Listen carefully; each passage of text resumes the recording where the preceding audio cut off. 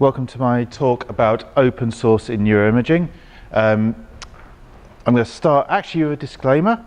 I'm not a medical professional. Please don't try this without researching it for yourself. And in some jurisdictions, some of what I'm going to talk about is not actually legal. So, quick introduction. So, I'm Ben Dooks. I work as an open source consultant at CodeThink. I've done Linux kernel work. This talk is just a bit about neuroimaging, so it's about brains. I mean, what does about the kilo and a half of stuff in your head do? I was interested in this because open source is helping open up the study. Stuff which you couldn't do 10 or 20 years ago is now almost commonplace, and I've been involved as an engineer in actually producing a system which is currently going to market. So caveats, it's see previous warnings. This is not going to be in depth because I've only got about 20 minutes or so and I might overrun on that. So some of the examples in this are basically the most eye-catching stuff I could find on Google. So quick, brains, they're not just tasty zombie food. So neuroimaging in this case is determining a lot about the structure, function, and we won't go into the pharmacology, and please don't try this for yourself because it's not legal in most places. There's also some thing about I can't pronounce this very well. Yeah, I'll go on that. So, yeah, thank you. Quickly about why this is often done. So, partly it's due to medical studies. A lot of medical professionals are interested in what's going on in the brain. It keeps psychologists off the streets. And in some cases, now that we have this sort of level of open technology, people are now producing their own interfaces for people between the person's brain and a machine. So I think I've got an example of that later. So I'm not going to talk much about the structure, mostly because that's difficult to view and it's not as interesting as the actual function.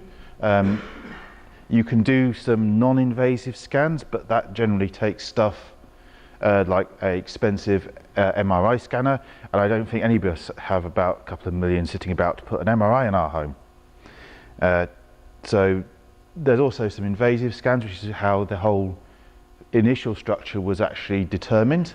And my first point of the open part of this is that there's actually quite a lot of open databases of data from a lot of these medical studies you can actually get. So, for example, Wikipedia actually lists nearly 3,000 databases from various different studies. The data sets are often available under open licenses, such as the Creative Commons, and there's tools for processing this.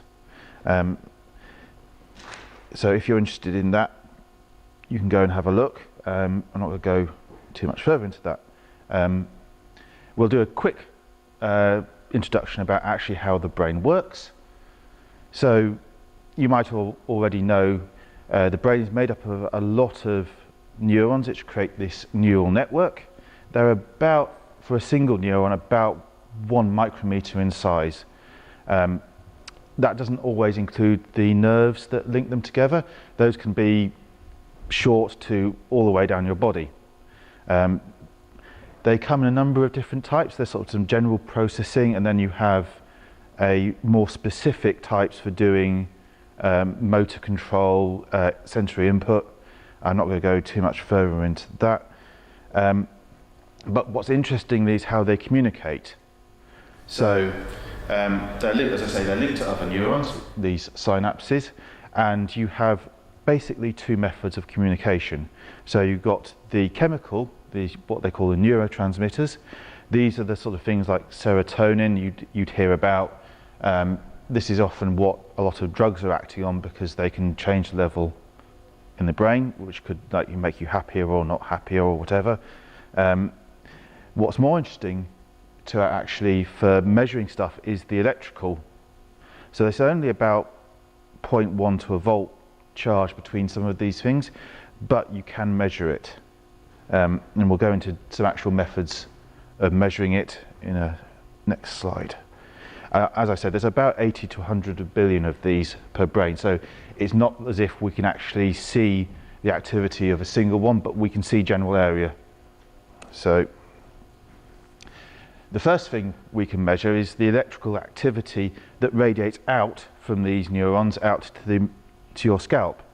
So a lot of these things, this is the electroencephalography, the EEG. Now this is actually fairly easy to do for yourself, and I'll go into an example in a bit. So you can attach some electrodes around, watch the electrical activity as it goes out. I mean, you can do this with about 5 or 10 electrodes, and you just need a reference to make sure that you know what your ground level is. So these signals are often in the microvolt range, but they're not very fast. So we're not talking about gigahertz, we're only talking probably 100 hertz to sampling. So, and the advantage, I said, it's fairly cheap method to do. So you don't have to worry about spending a lot of money, and you don't have to worry about any medical conditions. Whereas some of these scans you have to worry about implants and stuff like that, or injecting tracers. This is fairly easy to do. So I'll do a quick example here. This is a Kickstarter that was run in, I think, 2013, and I think they're still going as of this year. So what we have shown here is something you can fit over your head. This is actually open in mostly, this is something you could do for yourself on a 3D printer. They do actually sell these kits as well, and you can integrate other technologies in, so you can also measure the muscle activity or heart activity while you're also looking at the brain. That's the EMG and EKG. And this project is evolving. This data may not be completely correct as time of my talk. They also provide open software for processing the data. So this example, this is the Ultra Cortex Mark IV. So this example shows, I think there's the acquisition board at the back, but this one doesn't actually have the board included. But we're talking something, I think, in the, I can't remember the price. I think it's about $200 or $300 to put this together, to actually produce a system. I'll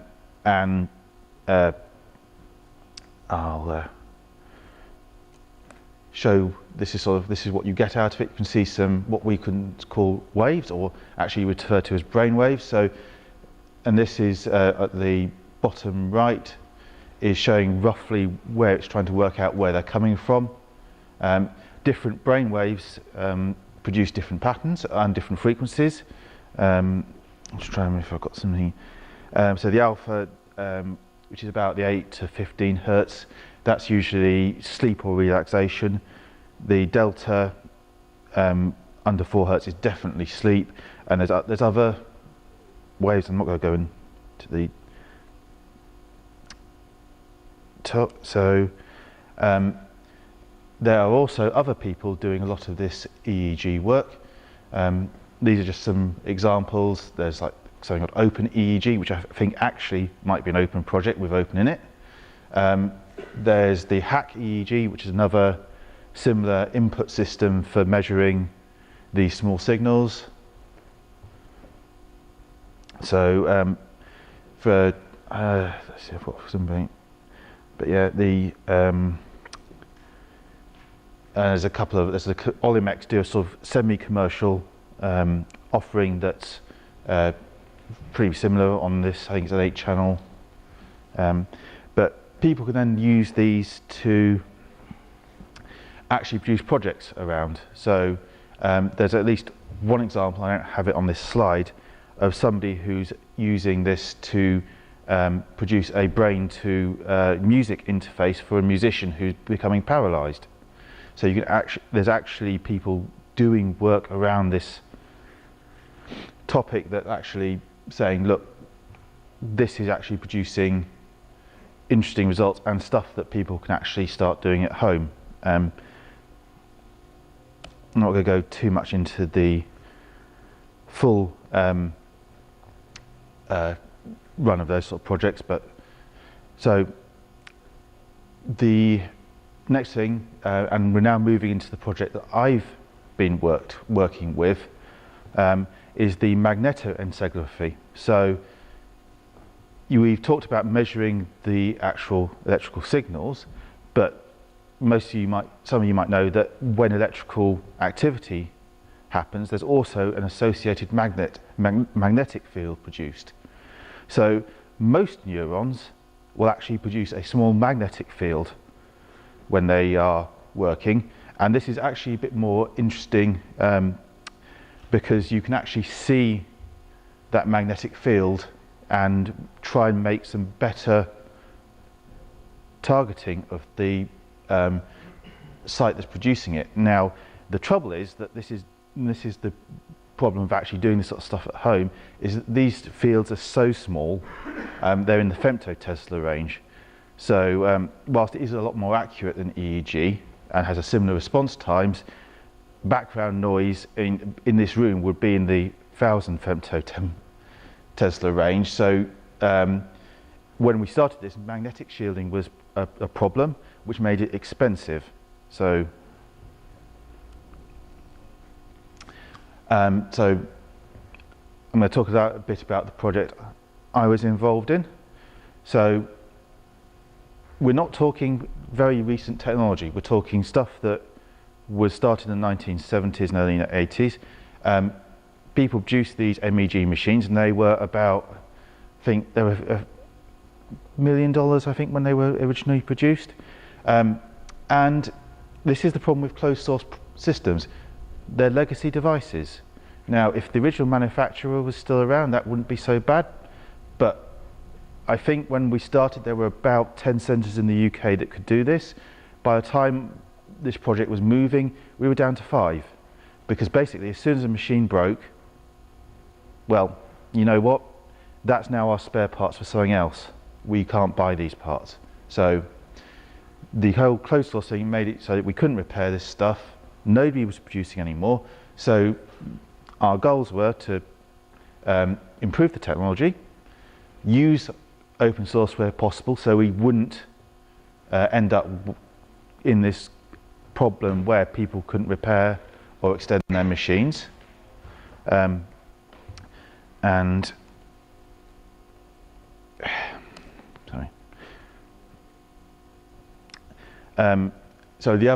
another good reason for doing open is because we started this as a university research project. So it's now spun off into a commercial company, but they're still aiming to say, look, we're working with academics who want to research on this. Let's keep this as open as possible. So, as I say, because of the academic side of this, we want to be able to have a long project. We want to have peer review, and to be honest, we actually really want to be concentrating on building the actual better hardware. And the last bit is the security, because obviously people don't want their medical data to be sort of broadcast around the internet unless they consent to it. So, I mean, we had a quick overview of our system. I mean, this is probably not interesting from the open source point, but we have a lot of data being moved around. We have our data capture from both our MEG system and anything else in the experiment, because obviously be able to scan the brain is not very useful if you're not be able to provide some sort of stimulus to say, look, oh, there's a picture of a cat. Well, what's happened when it sees a picture of the cat? And then we say maybe change it out for a picture of a dog. That's the sort of thing that these people tend to look at. Or if you prod somebody, what happens? So we needed to put together some software. It's not saying. I mean, what we were doing isn't exactly hard. When we started it, it was because we were moving a lot of data. One of the reasons we also use open source is because we're also using ARM. I'll go really. This slide is more about what we were doing. So possibly people might also be more interested about the software. So we went for Debian as our base because we know it's stable and maintained. We were easily able to customize it. It also helped we had a couple of Debian developers on the staff. So that didn't, of course, help, didn't mean that we were going to use something else, but it helped with the choice. So interestingly also, Debian provides support for the recording format we wanted to use. This is the HDF5, which is standard in scientific. If anybody's done sort of physics or other recording of large data sets, it's widely used and well understood data format for large data captures where you have a lot of data and you maybe need to also store a lot of information about the data.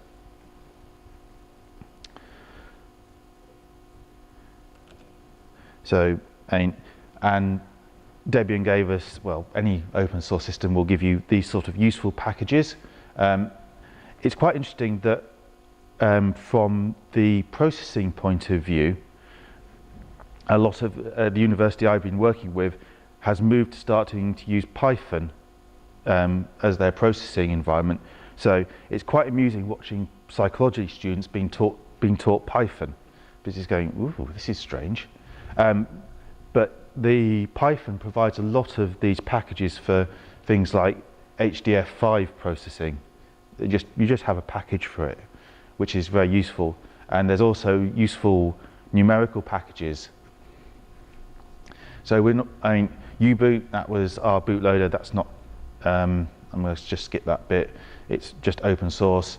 The only custom software we actually wrote for this was the synchronization software that we used to just synchronize all the system together. So all the experiment, we needed to make sure that we started at the same time. That's about all we did. So, we're talking quite a large system here. This is a very small part of the data display.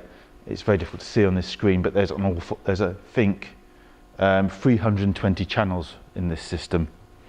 So I'll do a quick overview of our hardware. We went with building our own hardware. We have a real-time sampling requirement, so we went with an FPGA. Again, when we could, we used open software. So we went with open cores, which provide open FPGA components.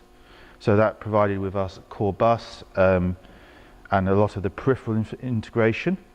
Unfortunately, this is one of the problems we found when producing this, is that not everything in this system with the FPGA is open at the moment.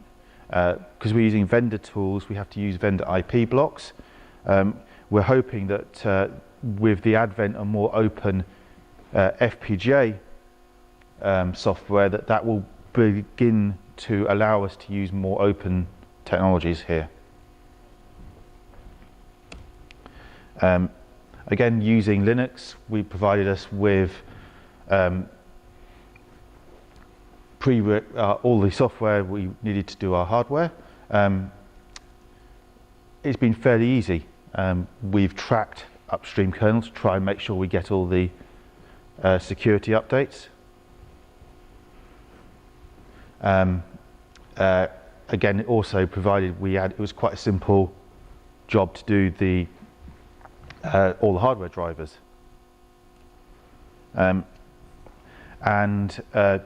So going to a review of this, and this project at the moment, I should have actually checked, but it was going to the American FDA for actual clinical approval. Unfortunately, I haven't got a picture in here yet. I believe that process was actually ongoing, and actually having open source software, they seem to quite understand that. So the review, we started with Debian 6 and upgraded to Debian 9. That process has been fairly easy.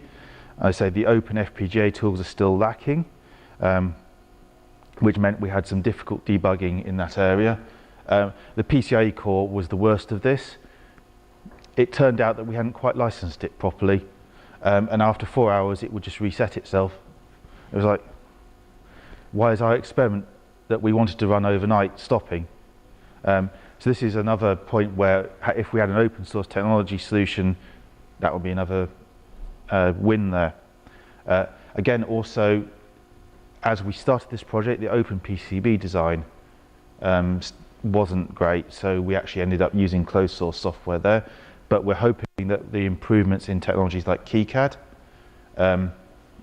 now, sorry, this project has been going for about 6 or 7 years now. At the time, we thought this was going to be huge, but I think open source has helped us with providing some of the base, and the technology actually has improved vastly in the last 5 to 6 years. So, getting towards the end, so open source has helped us major in this field. We still have some closed source stuff, but the interesting thing is that people are starting to take this down to the point of maybe even in a few years, people will be able to do MEG in their own environment. Interesting article that I didn't have time to incorporate into this on the BBC is that I think it's University of Nottingham are actually working on a system of eliminating the background noise so that you can actually do experiments without having to spend $500,000 on shielding your room, because the train that was 10 miles away is ruining your experiment by actually pulling out of the station. That was actually a problem for us because you can actually see the massive amount of magnetic fields they generate. So I think I actually should have got a quote in from our, but I'll close with the quote from our customer saying that closed source is a problem, so going to open source has made it possible to say to our customers that we have a good solution. It's helped us produce a project in a good time frame. Sorry, still suffering hay fever, and has given us the confidence to say this is a good system. So I think I'm in a reasonable time. We're a little bit behind. We started a little behind. Yeah. Okay. One or two questions. Right. Let it on next if you want to set up. Okay. Right. So. Any questions? Right. Yeah. Two. One of which is possibly not being medical. I don't know how far you ever go. Yeah. But if you are suffering from magnetic interference, so I mean to such a massive extent, how are you able to identify the neuron that you're after? So sorry, that was a little bit of an oversight. So we look at groups of neurons. So you're looking at like about 5,000 neurons is about your floor of detection, but that is good enough for saying actually within 90 billion you've got a reasonable idea about where you are. That might improve, but the problem with magnetic interference is that you are basically solving a big problem with a lot of producers, which is why the magnetic field is easier, because you can put a lot more sensors around, and then you can just do it. It's a mathematical problem. Noise cancelling from the other one. It's not exactly noise cancelling, but it's identifying. The big problem is actually the external noise at the moment still. Okay. Any other? With regard, you just said security was an issue for you, one concern, and yes, obviously medical data is something that everybody's paranoid about. Is this actually connected to anything, or is it a standalone system? Right. So a lot of it depends on who's buying this, but if you see a lot of the systems now will be connected to some sort of network, whether it's local to the area or in the case of these sort of scanners, it will be connected to a university network via something. So, because in the case of when you're researching, the data is being produced for students to consume. Now, obviously, the students have some sort of relationship with the university, which makes that bit slightly easier. but you don't really want it to be leaking out to people who aren't. Again, with research, it's a bit more easy because you've got people who have signed up to say, look, we might produce anonymized versions of your data, but we're not going to sort of publish. It's JBlogs is being prodded with a cattle prod. So in your system design, is the overall system secure, or are you isolating it from the network with a secure bastion?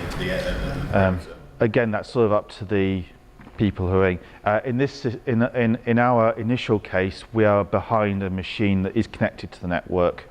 The monitoring, the actual experimental network is a separate system, and then you have a data recording, a machine that then has a streaming out. But again, that could be changed depending. The idea here is to provide a system where you can actually change this if you want to. We're trying not to say this is the one true way of doing something.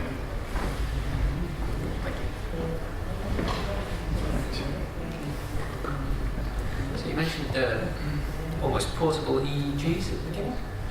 So yeah, those EEGs are basically systems where if you know something like the Arduino, that's the sort of size of thing we're talking about, and then you can have either probes on, or you can make them something to actually keep the probes in place, like the little mesh network I showed.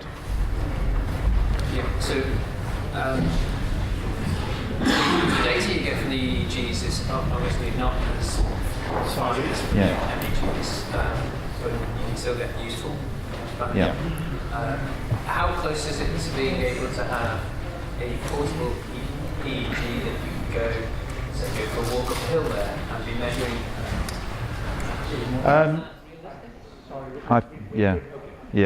I think that's realistic. You can have a look for yourself, but it's the point of that sort of technology.